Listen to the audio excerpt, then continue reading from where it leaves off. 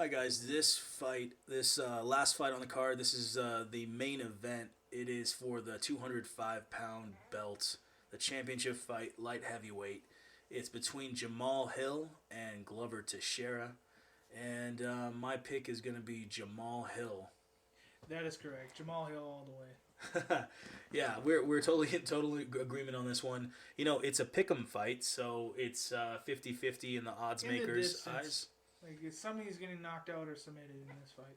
Yeah, Glover is 43 years old, and so he's the old vet. That has to be He's got said. the I don't think you cannot not talk about that. yeah. I mean, Glover, what just became champ.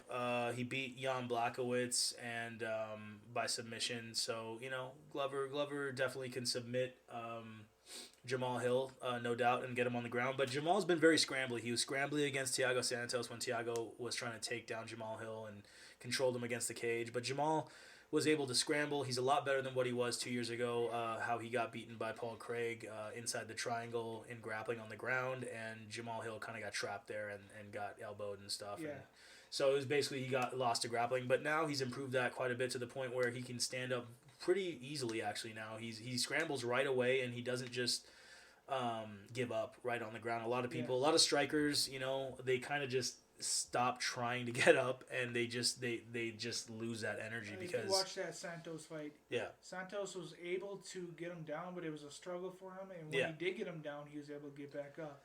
But Glover is a different type of. He's a bulldog. Like he holds on, he just does what he wants. Glover can hold on. He lost the belt though. He got the belt from Jan Blachowicz, and then he lost the belt in the next fight versus Yuri Prochaska, who is a striker. And the weird thing is that Yuri Prochaska actually beat Glover by submission. So yes. that's why me and Lousy here think that Glover doesn't have the ground game that he used to have because now of his age. He's 43, so his just breaks down. Yeah, your body breaks down. He wants to do something, but his body won't do what his reaction brain. time Yeah, just slows down, and you need. Yeah, we're talking about high level fighting here. You need reaction time. You need like to counter it and to react to certain situations. Mm-hmm. And I don't think at 43 he's just gonna have it. And I think Jamal Hills is gonna finish him. Glover should have had his way with Yuri in the last round, and he had his. He was gonna retain his belt. I mean, this is for the vacant belt. Sorry, because no, this was for the. Glover had the belt and he fought Yuri, right? That's what happened. Yes. Yeah. So Glover had the fight won because he won it against Jan Blachowicz. Yeah, and then he lost it to Yuri, right? Yeah. So in this fight against Yuri, Glover should have won it. He was about to win. He was winning on the feet even. He was striking Yuri and he was winning. It's very surprising. But then he decided to go for the takedown because, he knows Yuri's a dangerous wild fighter, so he took him down. And then what happened was, because he's 43 years old, it showed his age showed. And that's the reason why me and Lousy don't think Glover has a real good chance, really, to submit Jamal or even keep Jamal down in this fight. Especially early, there's no way. Yeah, so once he starts to slow down, I think Jamal Hills is going to piece him. So the next thing to talk about is then the stand-up. If Glover can't submit Jamal, then of course it's going to be a stand-up contest. The thing is this, in the fight, Glover's last fight, in that championship fight where he lost barely to Yuri, in the stand-up, he's got that high guard where his arms are kind of covering with his elbows high. And his fist facing him. He's great, and he rocks left and right, so it's really hard to it's the peekaboo boxing from Mike Tyson.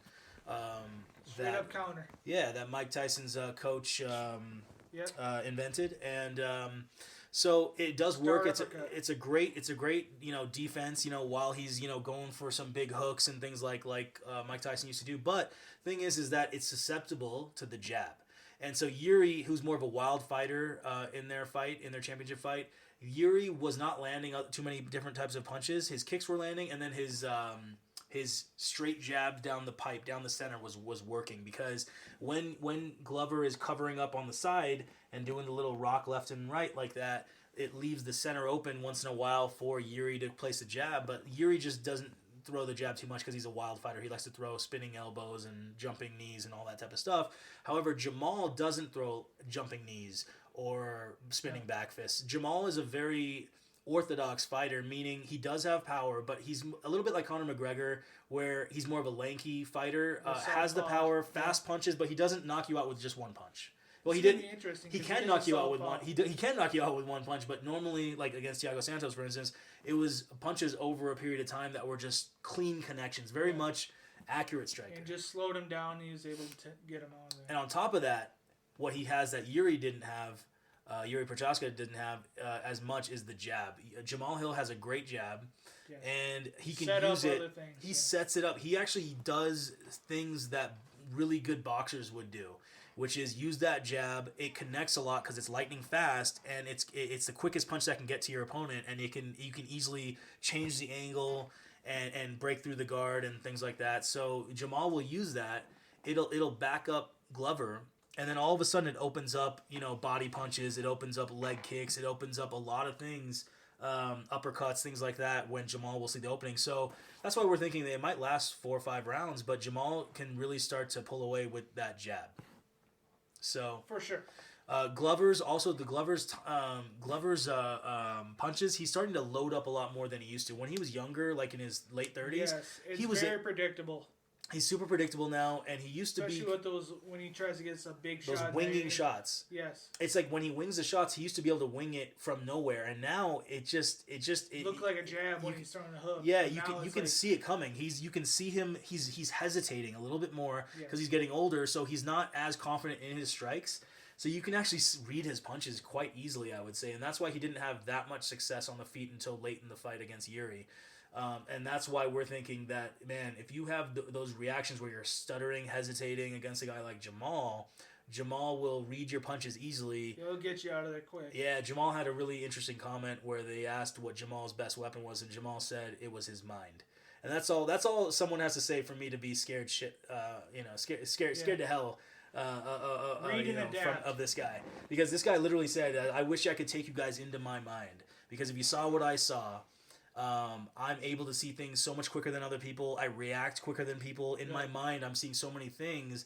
And Jamahal kind of makes it look simple, but he makes it look easy. But I think he is calculating on a different level, and that's why he's able to land so accurately. The guys who land accurately, their minds are just quick. Yes. Especially against a fighter like Glover. Yeah. And he knows what he's gonna do. Mm-hmm. You have to just have to read and adapt like very, very quick. And he's just going to be great. It's going to be a great fight. It really is. The young line versus the old line, and we're going with the young line here, Jamahal Hill. And it's probably going to be... in the distance. It'll probably, go 4 or 5 rounds, but it'll be... You think decision? I think it's going to be in distance. That's just me. Yeah, I mean, inside. Inside. The finish might happen in the 4th, right? 4th or something like that? Yeah. Accumulation. I or even earlier. Exactly. Or even earlier. Yeah. And it's another great situation for a live bet because Glover, if he does take Jamahal Hill down, it might be a longer night. Glover slow down at all. Exactly. At all. Like we said with DraftKings now, at least last week, you could bet throughout the whole fight, all throughout the rounds. You could get before you actually see the damage with the bleeding and stuff like that, you could actually just see, this guy's doing more damage. This guy has better head movement. This guy's he's moving better.